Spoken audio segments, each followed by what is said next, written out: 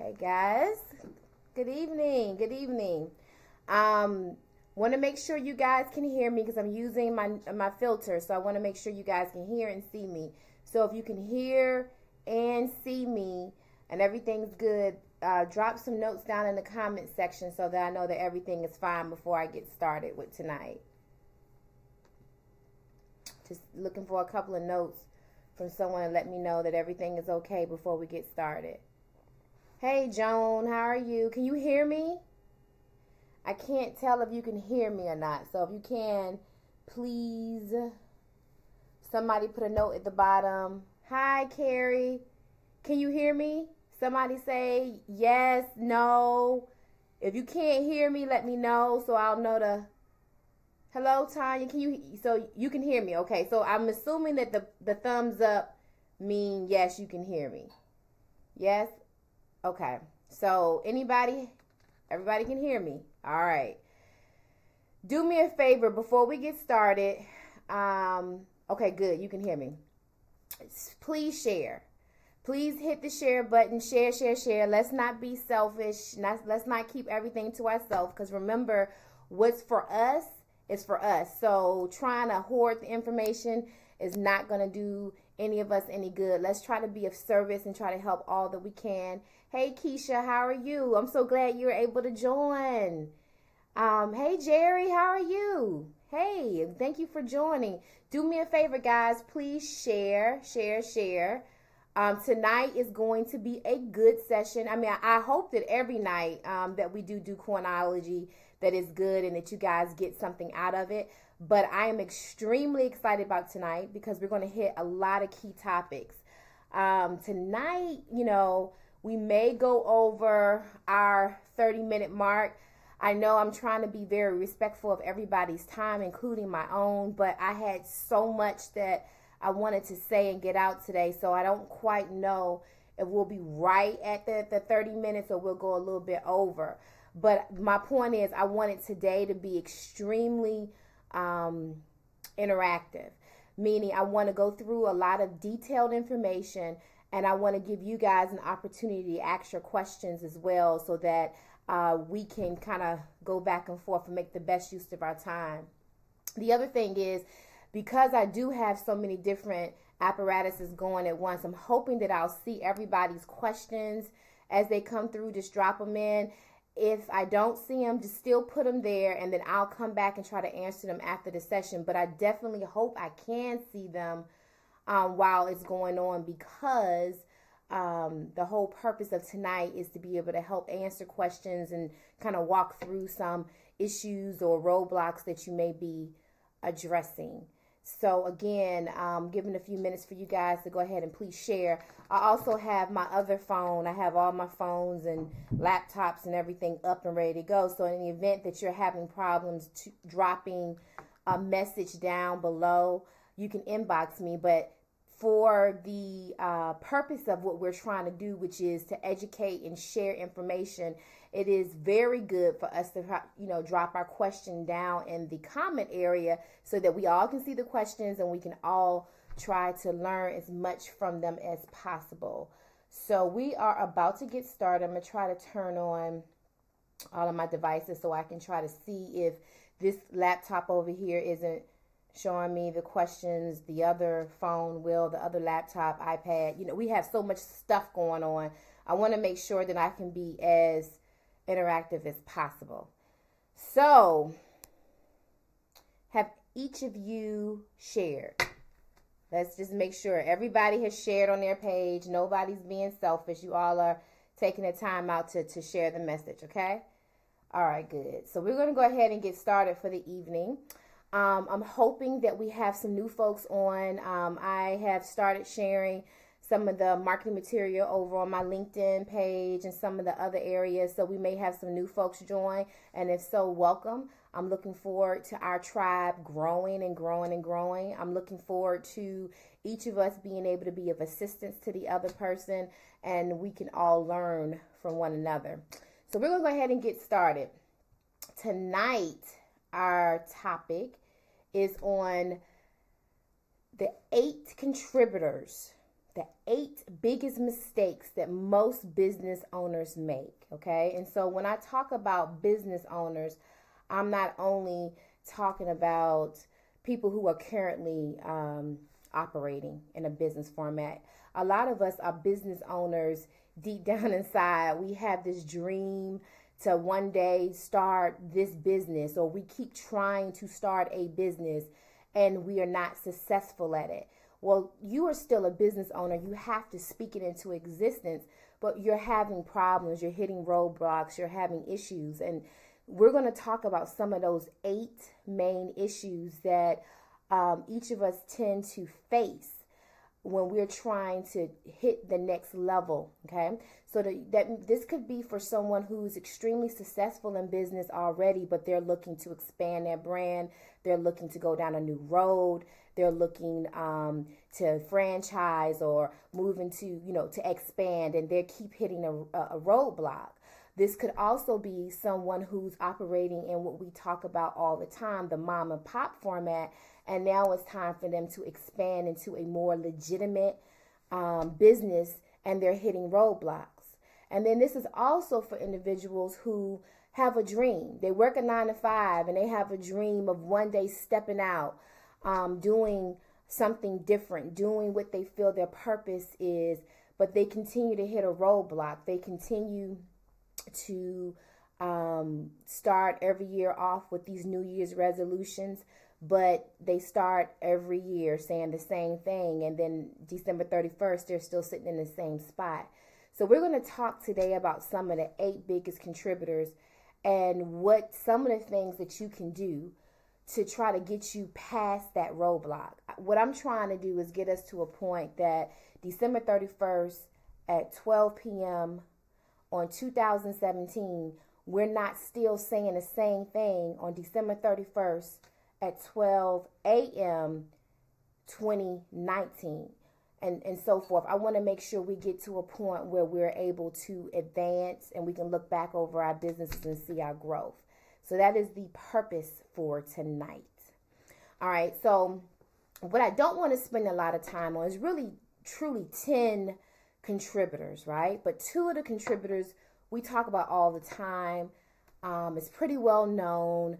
And so I don't usually like to talk about things that we all know a lot about or we always hear. It's the same textbook information. And those 2 things are, one is capital. We know that capital tends to be one of the biggest areas of roadblocks for entrepreneurs.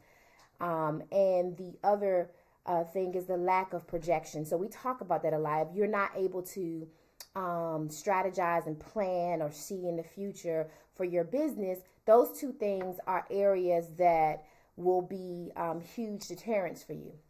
So, but we're not going to spend a whole lot of time on capital. We talked about capital last time, and I think we're going to do some more deep dives into capital and how to overcome that in 2018 in some of the Coinology mastermind courses that we'll offer. So I don't want to spend a whole lot of time on that.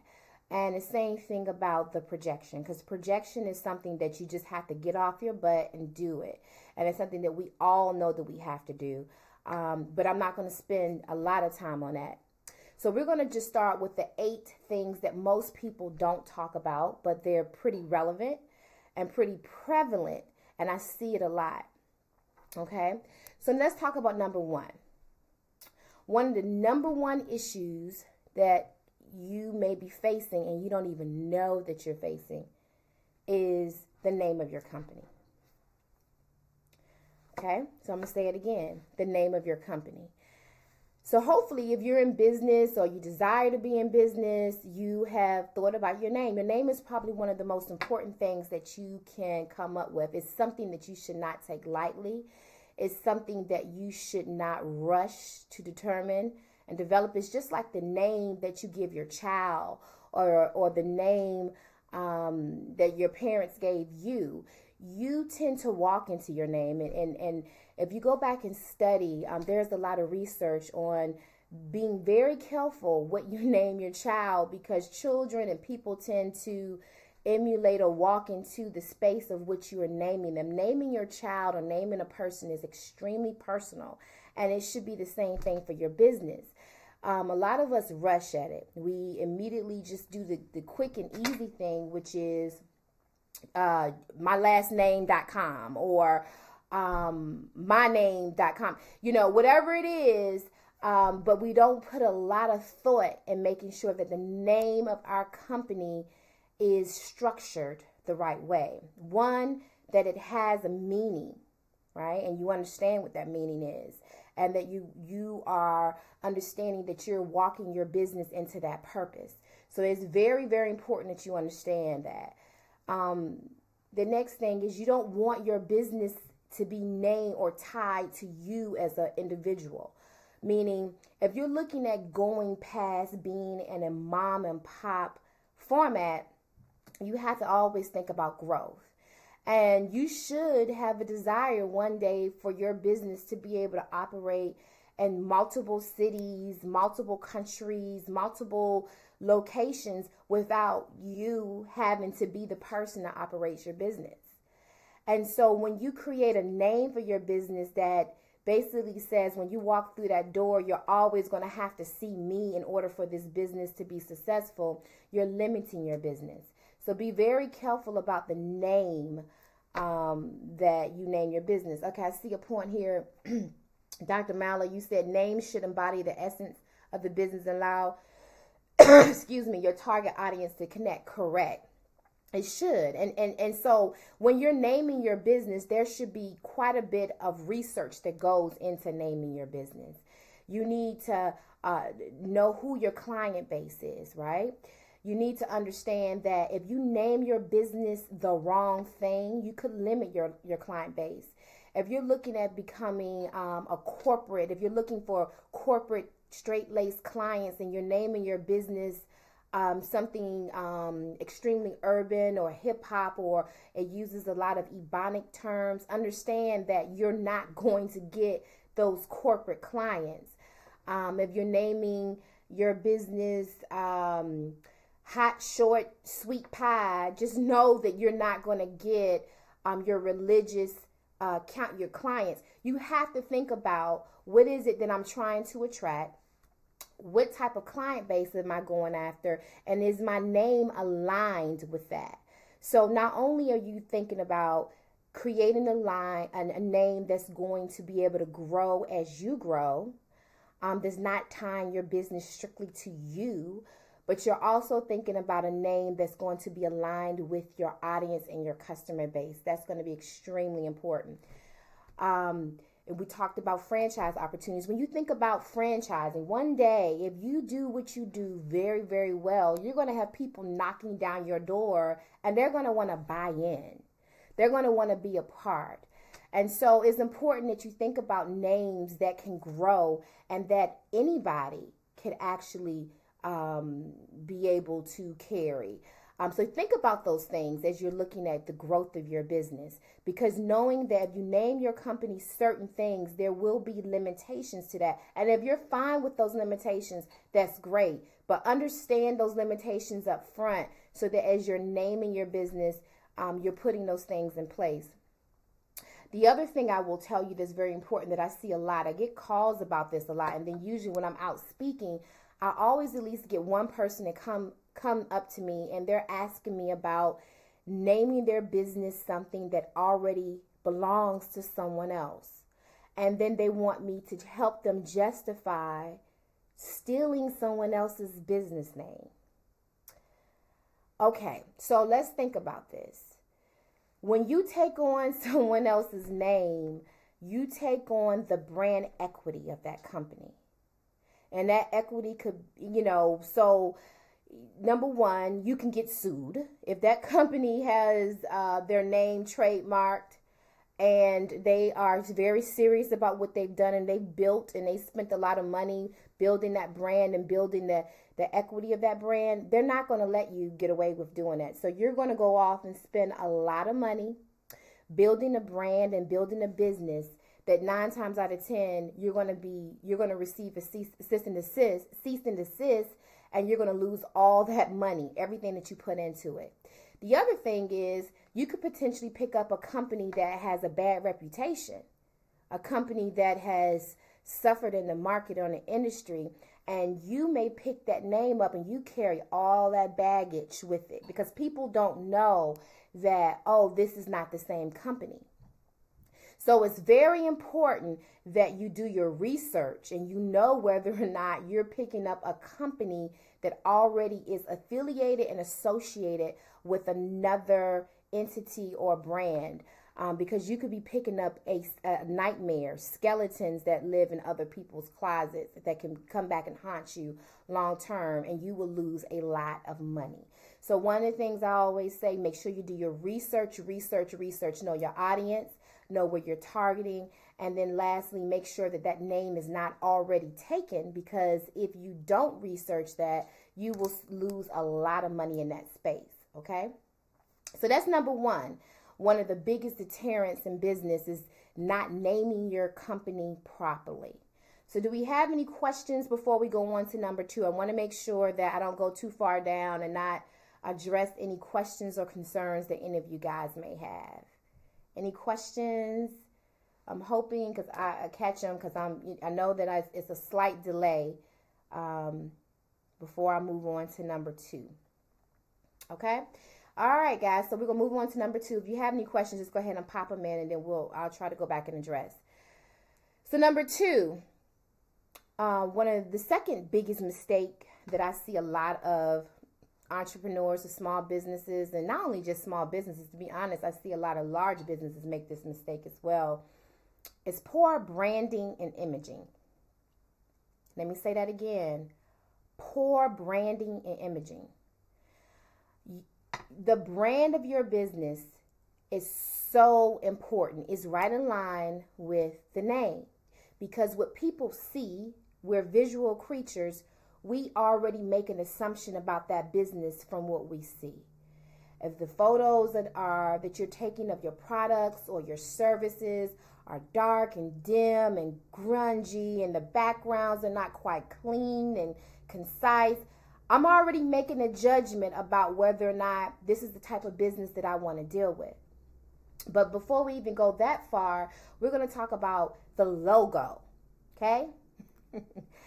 Your logo is so important.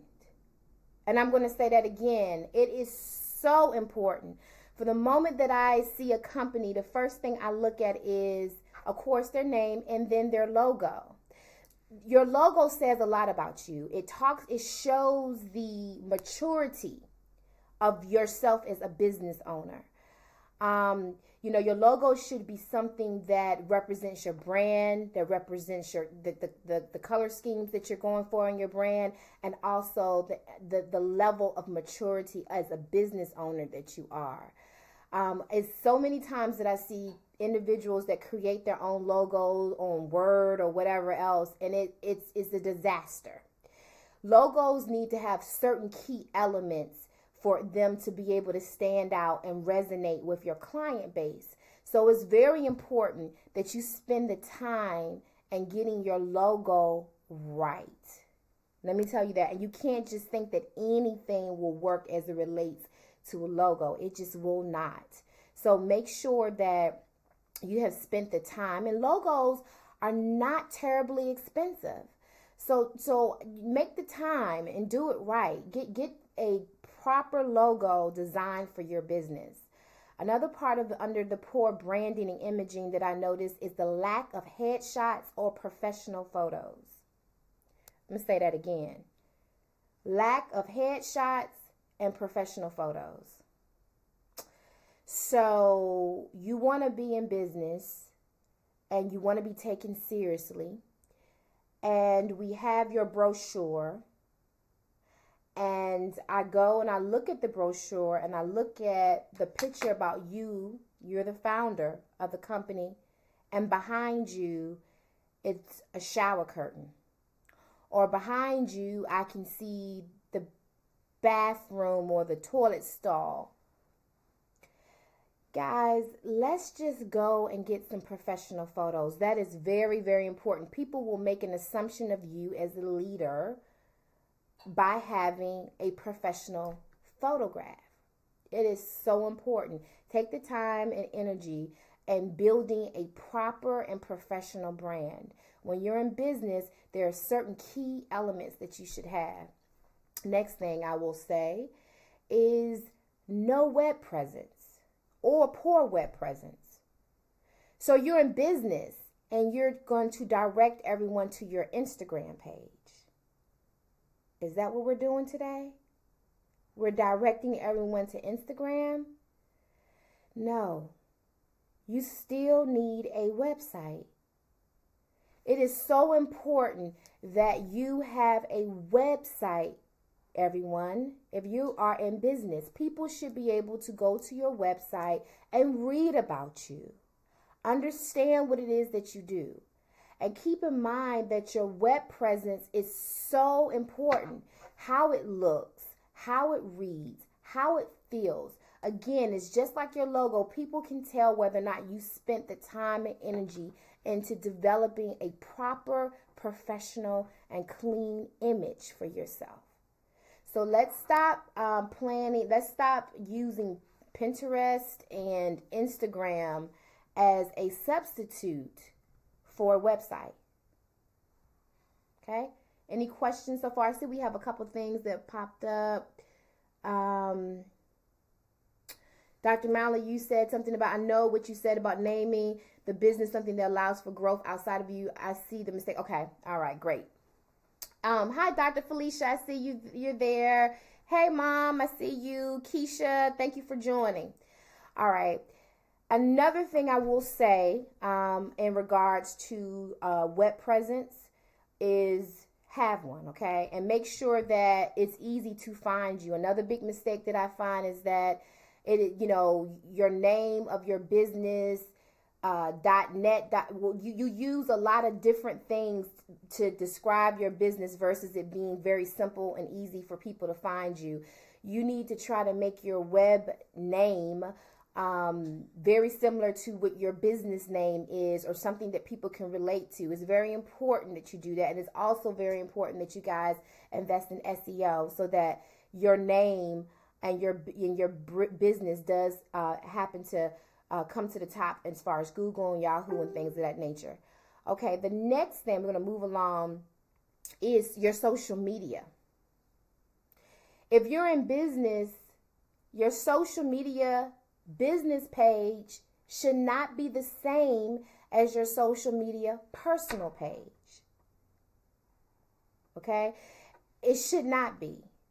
You need to make sure that you are running a reputable business and people understand what it is that you offer and the services that you have. It's great that your daughter just graduated from kindergarten, but that has nothing to do with me selling you book bags or whatever it is your business is that you're doing. Your business that you're doing should be focused on your social media page, and your personal life should be on your personal page.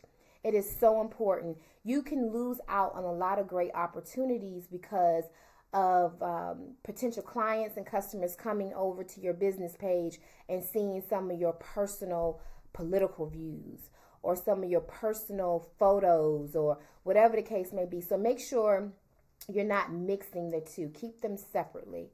And then lastly, this is for individuals who have products that they have labels for. I have seen a lot of new products coming out on the market, and I'm so happy. But the labeling is not professional. It's something that you probably printed off over here on your inkjet printer. It's very obvious that you didn't take the time of getting real labels done for your business. And by the way, the logo is faded. I can't quite see what it is that you're offering. I don't really understand what the niche or the product is or why I should purchase it. There's certain keywords that should be used when labeling. You just don't slap anything on your product and put it out there. So again, that all falls under poor branding and imaging. It's very important that you put the time and energy into creating a label for your brand or your label for your product that reflects your brand properly. Again, you just don't put anything on. So labeling is a systematic thing that has to be developed, that needs to be done right. There's certain keywords that jump out. There's certain keywords that make people buy. There's certain keywords that make people feel emotional and make them do the things that you want them to do. So you want to make sure that you've done your proper research, the colors that you're using, the fonts. A lot of us use fonts that are very hard to read, that are, the cursive stuff that no one, you have to get up on to actually be able to understand, and so forth. So be very careful in your labeling, because you can miss out on potential customers because they can't quite understand what it is that you're offering and or selling. So those are two of the items there. We talked about the name of your company and poor branding and imaging. We're about to go to number 3. I want to turn over a little bit and see if there's any questions about the first two contributors to pushing back on your business. Any questions that I can answer so far? Hey, Amanda, how are you? Thank you for joining. Hey, Tab, how are you? Thanks, guys, for joining in. Thank you. I really appreciate it. All right, so I don't think there's any questions, so we're going to move on to number 3. Number 3 is the lack of ability to quickly articulate your product or services. I see that a lot. So especially, when you're a new entrepreneur, you're trying to find your space. You want to make sure you have the money to pay your rent or your mortgage or your car note or whatever. So you're trying to be a jack of all trades and master of none. So when a person asks you what it is that you do, you can't quite articulate what it is. Because I'm going to tell you something. If you can't tell me what it is that you do in the first 30 to 60 seconds, after that, you've lost me. I'm moving on to the next thing. If you're telling me that you are a publicist, but I'm also washing cars, and oh, by the way, I am building air conditioners, you have lost me, because I'm not quite sure that you're good at anything that you've just mentioned. So it's very important that you can understand what it is that you want to be known for. What is it that you do? How do you articulate your brand? How do you articulate your services? You should be able to do that pretty quickly. They call that an elevator speech. You should be able to quickly sell yourself and tell people what it is that you do within the first 60 seconds, if not before that. So that's one of the things.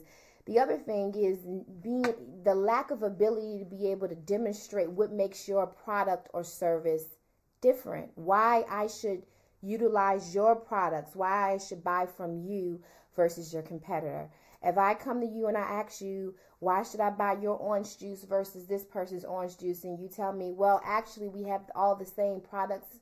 We have used all the same ingredients. It's just, I really want you to support me, sister, but you haven't really told me what it is that makes your product different. Why is it that I should purchase your product over the next person's product? And don't always rely on the fact that because my product is cheaper. Because many times your client may not be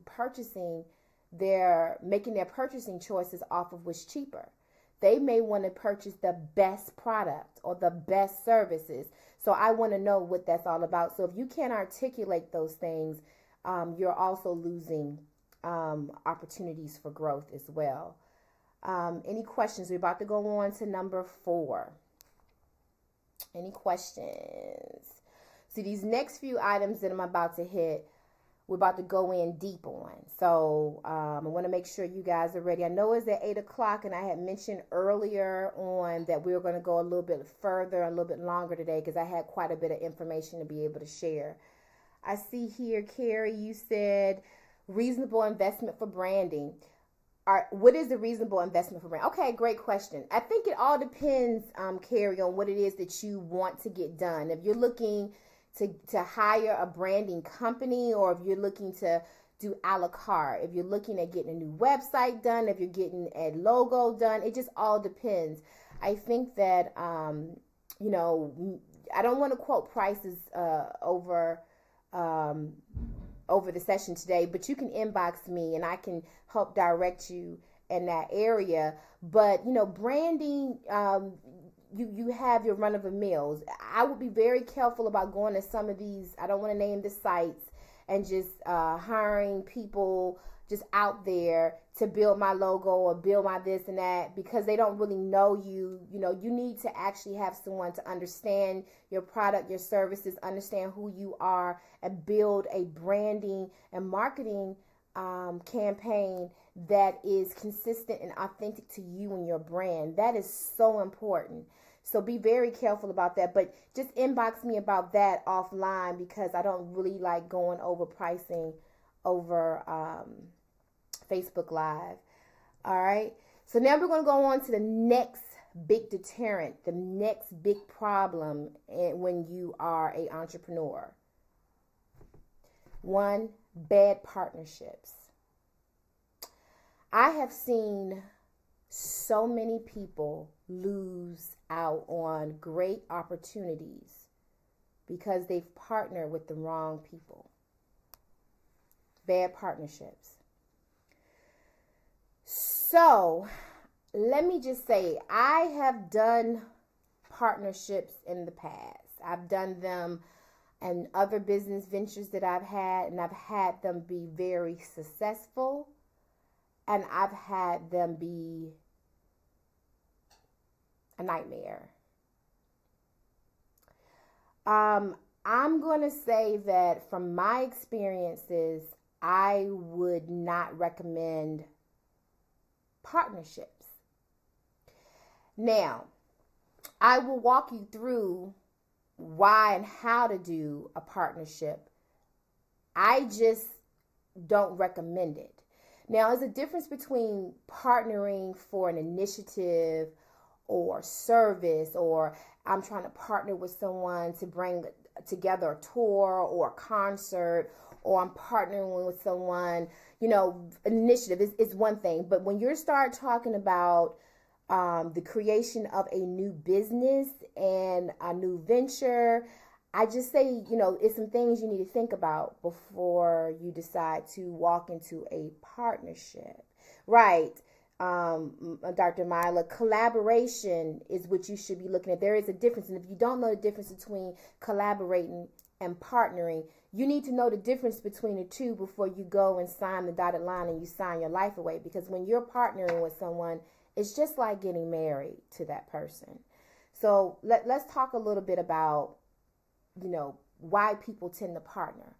A lot of times people partner in business, I would say 9 times out of 10, because of their insecurities. Especially when you're new at something or you're a new business owner, you tend to want to partner with other people because you don't want to be out there alone. It's scary out there. And I've done it. You're scary. You're not quite sure. You want to have somebody to pull on and lean on if something doesn't feel right or doesn't sound right. And so you feel that person may be smarter, or they may know more, or may have more contacts than you. And so you tend to kind of rely on a partnership because you feel a little bit more secure because of your insecurities. And many times people play on those insecurities. So that's one of the reasons why most people partner, is because they feel that they lack in an area that someone else may have an expertise in. One of the things I see most people do that is a recipe for disaster, and this isn't any partnership, this is business partnerships, marriages, whatever, is that they rush into partnerships. People don't take business partnerships as seriously as they should. Again, as I stated before, partnering is just like marrying someone. You are assuming assets together and responsibilities together. And so you have to assume that person has the same moral makeup and moral fabric that you have. And so if you don't really know that person and you're rushing into a business partnership, you are rushing to a brick wall of disaster. I say that again. You cannot rush into a business partnership. If you don't know that other person, beware. All right. Now let's talk a little bit about why. I see here, Joan, you said that was my mistake trying to partner with someone in the beginning and their drive didn't match. Right. And I'm going to talk a little bit about that in a few, okay? So let's talk about reasons why partnerships tend not to work. All right. Number one of the reasons that partnerships tend not to work, and I mentioned that a little bit earlier, is one, you just don't know each other well enough. We just kind of rush into it. I have an idea, you have an idea, I think you're cool, I see you moving and shaking out here in the industry, I'm moving and shaking, and you decide that you want to go ahead and partner off of what you see peripherally, but you don't really know that person. That is a mistake. Number two, another reason why partnerships tend not to work is because one or both become envious of the other person in the marketplace. I'm going to say that again. One or both become envious of the other person in the marketplace. See, the same things that made you attracted to wanting to partner with that person can also be the same things that eventually can cause the discourse in the relationship between the partnership. And if you have two partners working together and one becomes envious of the other for one reason or the other, it's not going to work. It's just like in a marriage. You can't be jealous of your spouse. It's just not going to work. David has, what is the criteria of choosing a good partner? Okay, we're going to talk a little bit about that as we go a little bit further into the discussion. You're right, Dr. Myla. It's a marriage without makeup sex to diffuse the disagreements. Well, for some of us, I mean, I don't know, everybody's partnerships they may have different things going on, but for us, no. All right, so number three. All right, this is one of the things I see the most is each person may have different end goals and desires that they didn't know at the beginning of the partnership. All right, so that goes back to rushing and not really knowing the people that you're going into business with. So let's say that we both have a great idea, we both have a great product or a great service, but we really haven't thought through what this is going to look like 12 months down the line, or 24 months, or 5 or 6 years. And as things start growing, as things start getting good and you start making money, or you're not making money, whatever the case may be, you start to realize that, I have a different vision for this product than this person. I didn't want to do that. I didn't want to add this product line, or I didn't, you guys end up having different end goals. And that causes a problem many times in partnerships. Another thing is one person will pull more weight physically or financially. It's very rare that you will partner with someone that has the same grind that you have. Even if your grind may be the least or the lesser, okay? It's just very difficult to find two people that are both motivated by the same exact things and move at the same exact pace.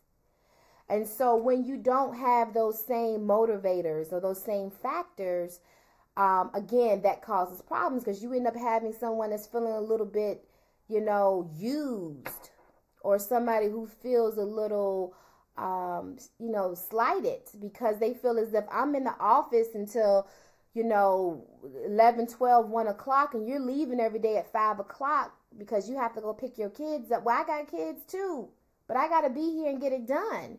And so that a lot of times causes issues in partnerships too, because sometimes the grind doesn't match each other. Okay.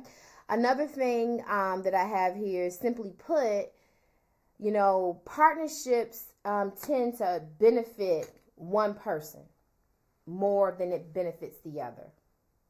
I'm going to be completely, frankly honest with you. Just like I think if you talk to your grandma and your aunties and all of them, they'll also talk to you about when you get married, always marry someone who loves you more than you love them, and all of that stuff that, you know, back in the day that folks used to teach, or they still do teach that. But the same thing in business. Somebody in that group or that partnership is benefiting more than the other person. And one day that person realizes that they are the Beyonce of that partnership, or they are the Candy Barris of that partnership, or they're the Diana Ross of that partnership. And once they realize that they have the keys, all bets are off. So, you know, those are things that sometimes, those are key things that usually causes a partnership to go awry. Now, to answer your question, and I'll go to you in just a minute, Joan, but I want to go back to David, because I think, David, you asked me what is the criteria for choosing a good partner. It's exactly the same criteria that it is when choosing a good spouse. Okay, there's no guarantees in anything in business or in life, but you got to get to know that person.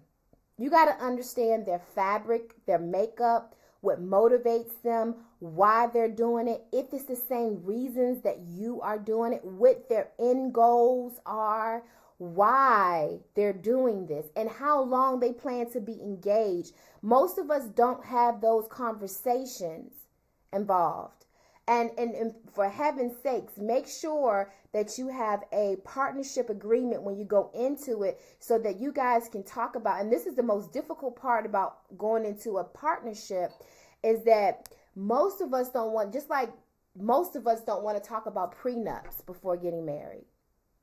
We don't want to talk about it. Well, some of us do. The majority of us don't want to talk about it. Well, you need to talk about partnership agreements too, because what you need to think about is, if this doesn't work out, how do I get out of it? How do we get out of this without killing each other? Because sometimes that's what it resorts to when you have bad partnerships. So it's very, very, very important that you talk about those things up front. And so that you guys have a good understanding if you choose to go into it. So there's no easy answer to that, David. All I can say is that you need to make sure that you do your due diligence before you go into a partnership. Look at collaborations versus partnerships. Those are two different things. And I would definitely say you need to do your research on learning those things. D asks, what if the business partner desires only to be a financial support? Okay, so you're talking about a private or silent investor, more so, right? So that's a totally different thing. An investor and a partner are two different things, okay? So if that person wants to be a silent partner, it is very different. But what you have to understand is what it is that you're willing to give up for that investment. So sometimes you may end up having someone asking you or wanting more than you're willing to give up. They may want more power or more say-so in your business, or they may want your business to go into a different direction than when you chose for it to go into. So again, whenever someone is investing money in your business, you need to ask some key questions. What is it that you want? If you are so thirsty or so quick to just grab that money and you don't ask, what is it that you want in return, you are going into it just as blindly as I was talking about before with the partnerships. You may end up signing over the rights to your business to someone else. You may be giving them your business. Make sure you understand if they're going to get the minority or majority ownership or equity within your business, how much say-so they have, and again, what you have to give back for their silent investment. I hope I answered that, D. Joan, you mentioned it's a problem. You feel slighted, especially when the money is split. That's right. If the money is split half and half, but that work ain't half and half, and that effort ain't half and half, you're going to start getting real angry, okay? And I'm going to tell you this. Business partnerships is the best way to ruin a great friendship. So if it's somebody that you value, a good friend, a family member, don't do it, because you can ruin a relationship that could have been wonderful, beautiful, long term, because you guys just have different business ethics. Just because you guys are different business people don't mean that you can't be great friends. But if you enter in business and when money gets into the equation, that's a wrap. I'm going to tell you that right now. Okay? All right. So far, guys, we've talked about some of the key contributors to businesses going awry. Number 1, we said name of company. 2, poor branding and imaging. 3, lack of ability to quickly articulate your product or services. 4, bad partnerships. We're going to go into number 5 is lack of vision. Okay. We're not going to spend a whole lot of time there because it's very similar to what we talked about for projection. But I want to say it because I think that many of us, we just start a business and we just stay in that spot forever and ever and ever. And we're not thinking about long-term goals for our businesses and how do we grow and how do we move into the next phase for our business. And that means that you lack vision. So some of the questions that you should be asking yourself is, where do you want to go with your business? What do I want to do? So next year, today is what, December the 14th? So December 14th, 2018, I don't want to be sitting in the same spot that I'm sitting in today, right? So where do I want to take my business? You should be able to say that. If you have to sit and think about it, that means that you do not have vision for your business. And that's okay. But you need, now you know, so now you know you need to develop it. You need to have a vision for your business. Number 2, what are the goals? What are your goals for this year? They should be different year after year after year. If you're looking at the same goals and objectives this year as you were looking at last year, and you're going to be looking at the same goals next year, you lack vision. Okay? You need to understand what your goals are, and you should have a roadmap as to how you plan to get to those goals of change. So the next thing is, what are your new strategic partnerships? So it's a difference between strategic partnerships and business partnerships. Strategic partnerships are relationships that you build with people that can help you execute on your goal or your objectives. They're people that can introduce you to new people or new places or new spaces.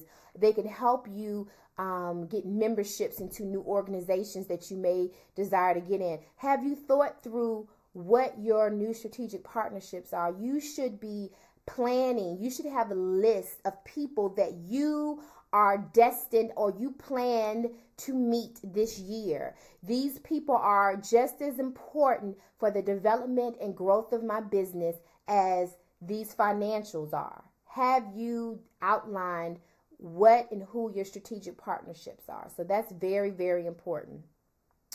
The next thing is, have you thought through the memberships that you need to get to the next level? There should be organizations and groups that you may need to grow or join in order for you to be able to take your business to the next level. Have you thought through that? So you need to outline those things. Again, vision. And then lastly, how much money are you willing to invest in your own dreams in this upcoming year? You know, all of us are quick and easy to be able to ask somebody else for money, and we think that other people are supposed to invest in our dreams. But how much money are you willing to invest in yourself? Have you thought through what that will look like this year? That's very, very important. Okay, so we've talked about name of company, poor branding, lack of ability to articulate, bad partnerships, lack of vision. That was number 5. We went on to number 6.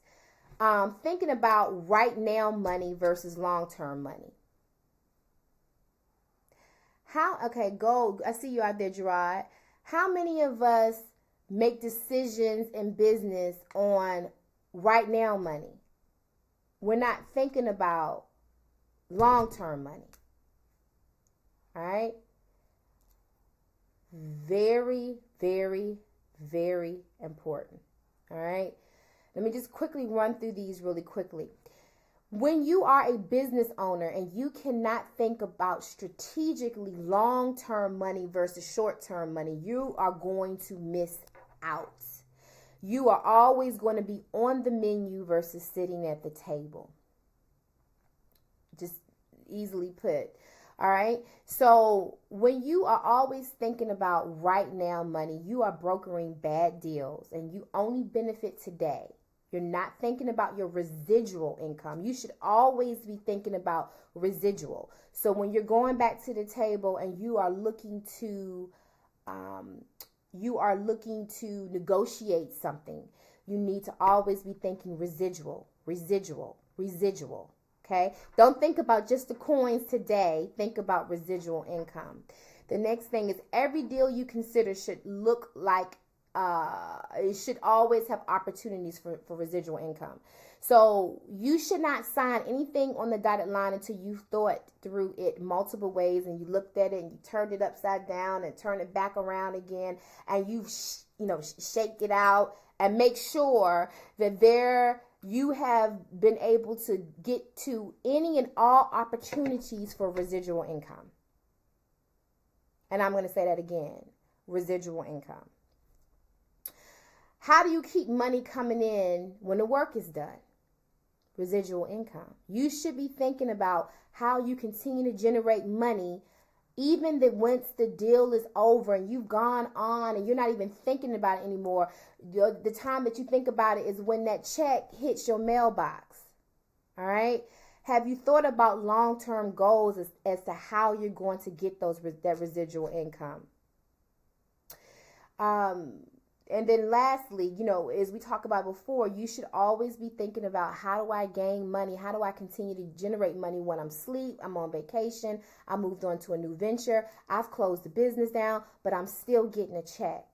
So again, that's one of the biggest mistakes we make as business owners is because we think about right now. We will be willing to stab someone in the back and step on top of someone for right now money instead of thinking about if I had fostered that relationship, I could have had long-term money that will continue to grow. That is one of our big mistakes, okay? We're about to go on to the next piece, but let me plug in because I don't want my computer to die on us.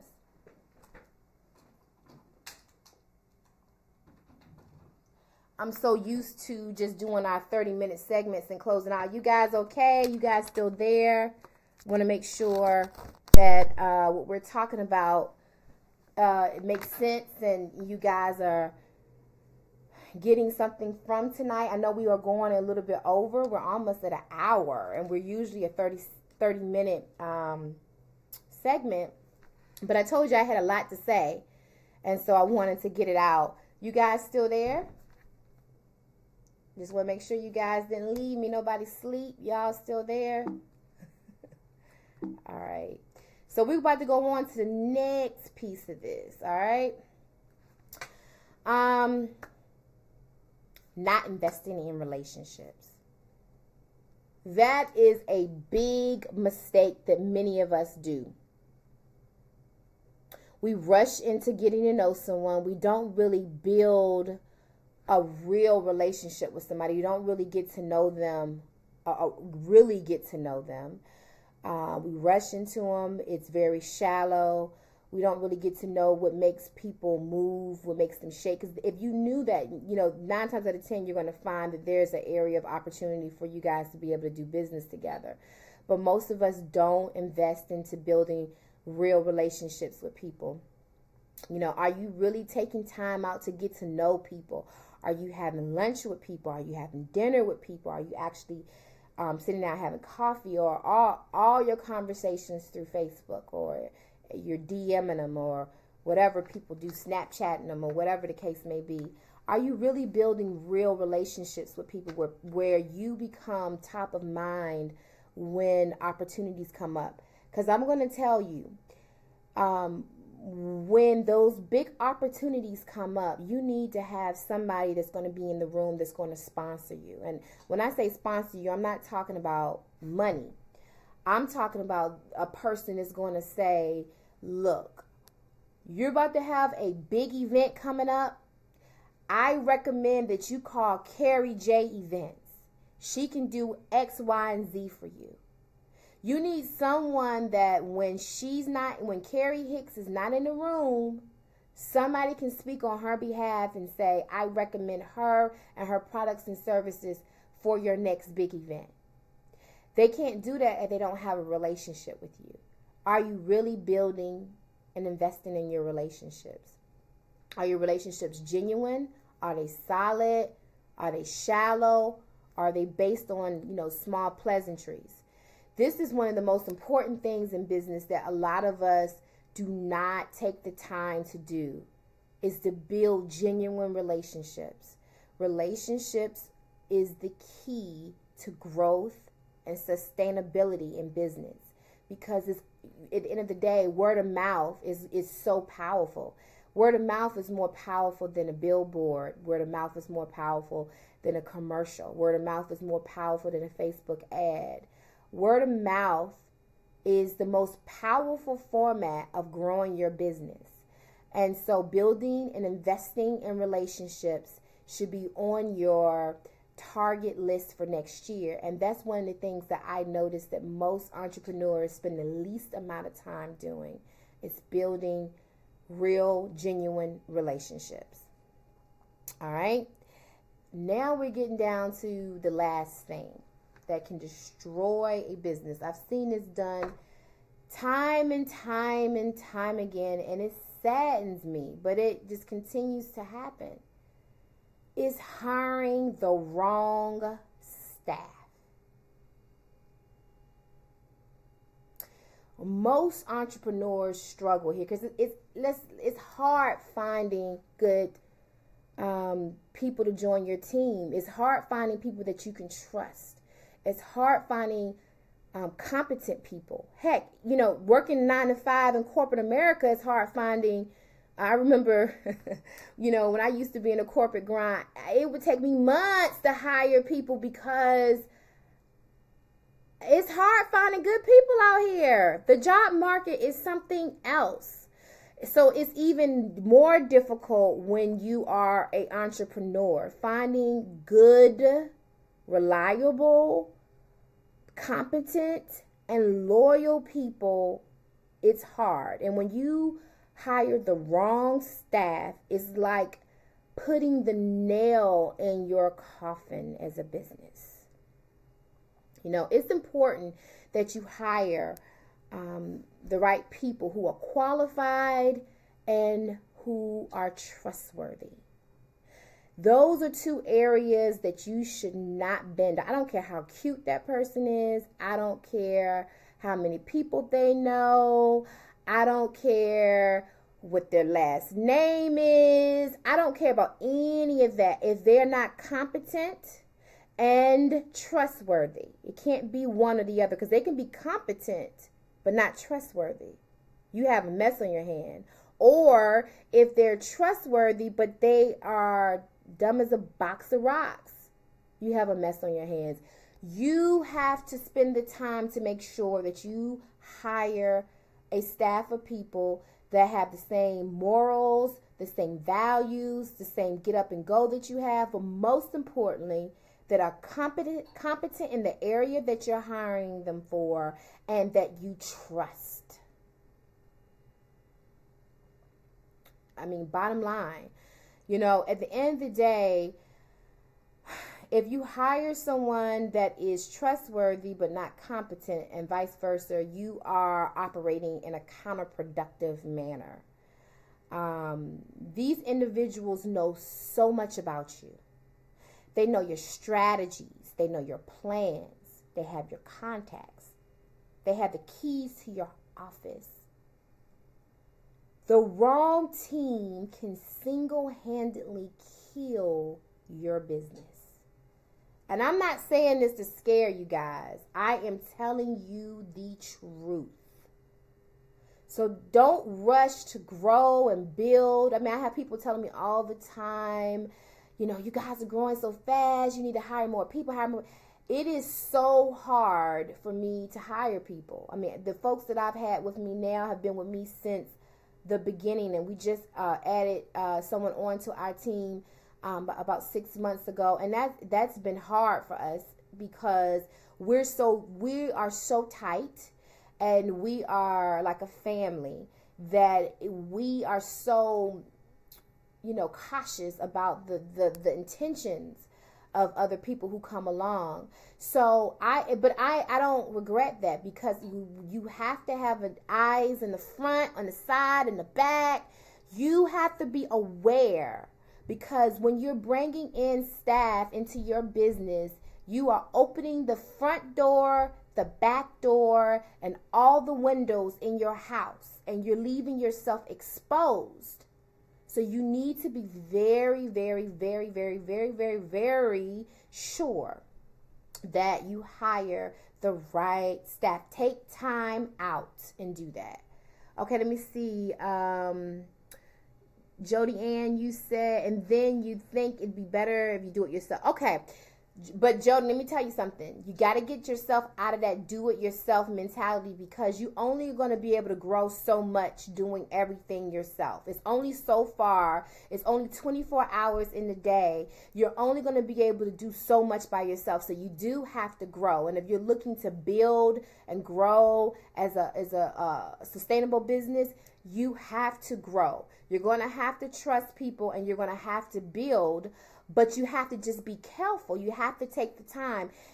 Hiring staff is not something that you should rush through. By no means. All of these things I just mentioned today are things that are not done with your eyes closed. Because that's one of the key things I've noticed about a lot of entrepreneurs that I'm coming up against, is they don't want to do the work. They want to just wake up and have a business in a box. Sorry about that, guys. They want a business in a box. They don't want to take the time to build a brand. They don't want to take the time to make sure their website is right. They don't want to take the time to look at their labeling. They don't want to take the time to test the products. They don't want to take the time to build relationships, real relationships. They don't want to take the time to get to know who they're taking money from, to make sure that they're not giving their business away. They don't want to take the time to hire the right people. When you are an entrepreneur, you have to take the time. If you don't, you will suffer. Simple. Let's see. Dr. Matt, and if you hire and realize after the fact it's not a good fit, cut the cancer. That's right. We all make mistakes. I mean, let's be real about it. Mistakes happen, and you can't foresee everything. You just can't. But once you realize that you've made a mistake, the best thing to do is to rectify it very quickly. The longer you allow an issue or a problem to linger, the more damage that you're allowing to happen to yourself and your business. So you have to get rid of that pretty quickly. So again, I am going to say we talked about some of the 8 biggest mistakes that hit our business owners that keep them in the same spot year after year after year. I see, Angelo, you said you have to qualify your team, staff, and partner. That's right. You need to qualify. As a business owner, you got to be engaged in your business. One of the things I talk a lot about in my book, Coinology, you have to do the work. All right? So number 1, again, remember, the name of your company is so important. Number 2, poor branding and imaging. Number 3, the lack of ability to quickly articulate your product and services. Number 4, bad partnerships. Bad partnerships. Beware bad partnerships. Number 5, lack of vision. Number 6, thinking about right now money versus long-term money. Number 7, not investing in real, genuine relationships. Number 8, hiring the wrong staff. These are 8 contributors that I have seen that have stunted the growth of many people. Most of us can't grow any further because we still think, like Jody Ann was just saying, I just do it all myself. Well, you're only going to be able to go as far if you do it all by yourself. Many of us can't get to the next level because we're not willing to expand our relationships, expand our exposure and horizon, and get to know new people and find out new things that can get us to the next level. Many of us can't get to the next level because of capital issues, because we keep signing bad deals, because we only get the right now money. We're not thinking about long-term residual income. Lack of vision. If you don't know where you're going, you're not going anywhere. You're just going around in the dark. Bad partnerships. Sometimes you get into relationships with individuals and you guys end up spending more time fighting amongst each other than building and growing and developing. Lack of ability to quickly articulate your services. If you can't tell people within 60 seconds what it is that you offer, lights out. Poor branding and imaging. Bottom line, it's very important. You know, if I look at your logo, if I look at your website, if you don't have a website, whatever, that is a deal breaker. And the name of your business, your name of your business is just as important as your name. You take the time out and put the energy in it. I know we have gone over. We've gone way over. We're on now for 1 hour and 8 minutes. I hope that the information that I was able to share today has been insightful, and I hope it's something that you guys can definitely use. Please continue to share this information. I do want to let you guys know about a few things. We will be starting our think tanks. Think tanks are going to be situations where different businesses who may have issues or problems, you guys continue to find yourself hitting a brick wall, but you don't know how to get on the other side, or you have problems within your business and you want some help and you're willing to actually do those online so that we can be a learning tool for other people. Definitely inbox me and we can premiere your company and we can do think tanks here. But we're definitely going to be doing think tanks on one another over on the private Coinology page. If you become a part of the Coinology Mastermind group, we will be opening up think tanks there on a weekly basis where we will go in and dissect different businesses and help build and structure businesses. And you will learn about other things about your own business by watching how we fix things on other businesses that are there. I do want to remind you that Tidewater, Virginia, Hampton, Virginia, Norfolk, Virginia Beach, Richmond, Fredericksburg, Petersburg, Halifax, all you folks out in Virginia, I will be coming to the Tidewater area, Hampton, Virginia, January the 13th. We will be having our Coinology cluster kickoff there. I'm excited. I am from Hampton, so going back home and kicking off the Coinology cluster tour there is extremely exciting for me. You can register.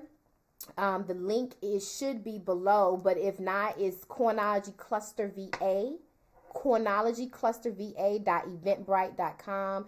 If you need to register and you didn't catch that, inbox me. I would love to see you guys there. We're going to get deep. It's all about helping one another position ourselves for 2018 and do it the right way. So please, please, please, if you're in the Tidewater, the Virginia area, come out and come see me January 13th. I will be there, and we are going to change the way that we do business. Believe me, the way that you walk in there will be different as to the way that you walk out. So come and see me there if you're serious about your business for 2018. The next thing is Coinology, my book. It is available everywhere books are sold. I've been getting some great reviews. Thank you so much for everyone who has purchased my book, all the people who have supported me so far. Thank you, thank you, thank you. It's Authentically You is the first book and a volume of 12 books. I'm extremely proud of it. I am extremely proud of it. So I, would hope that you guys would go out and purchase it too. If you are finding that the information here has been beneficial for you, definitely get the book, because the book we dig in a little bit more, a little deeper. And so I hope that can be a blessing to you in your life. Mastermind classes. Coinology mastermind classes, we start in January. So if you are interested in registering to be a part of our 8-week Coinology mastermind class, definitely reach out. You can go to www.coinology.biz, and all the information on our mastermind classes can be found there.